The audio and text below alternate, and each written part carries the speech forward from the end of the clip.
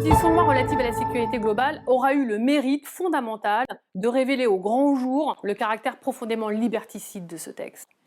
Je vous le rappelle, pour résumer, ce texte il prévoit quoi? De sanctionner d'1 an d'emprisonnement le fait de diffuser l'image d'un policier ou d'un gendarme dans l'exercice de leur mission, dans le but manifeste de leur nuire.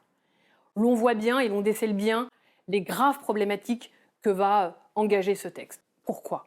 1. Il va être impossible de caractériser cette infraction pour le juge et pour les policiers. C'est une incrimination pénale qui est extrêmement mal rédigée. Comment est-ce que vous pouvez caractériser l'intention malveillante d'une personne dans le seul fait de diffuser une image? Comment est-ce que vous pouvez sonder une âme juste pour essayer de caractériser son intention de nuire? On est véritablement dans le cœur d'un délit d'intention, c'est-à-dire qu'on est là à pénaliser seulement une intention en dehors de tout passage à l'acte.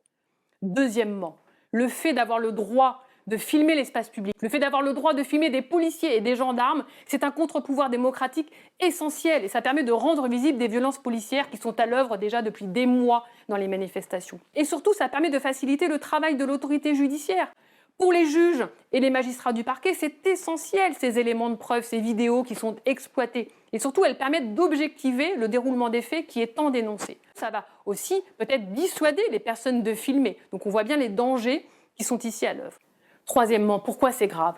C'est grave parce qu'on n'est pas les seuls à le dénoncer. Des institutions internationales comme l'ONU, le Conseil de l'Europe, des commissaires des droits de l'homme l'ont dénoncé parce qu'elle porte atteinte à la liberté d'expression et surtout au droit d'informer des journalistes qui ont pour mission justement de rendre visible, de rendre public les brutalités qui sont à l'œuvre dans l'espace public.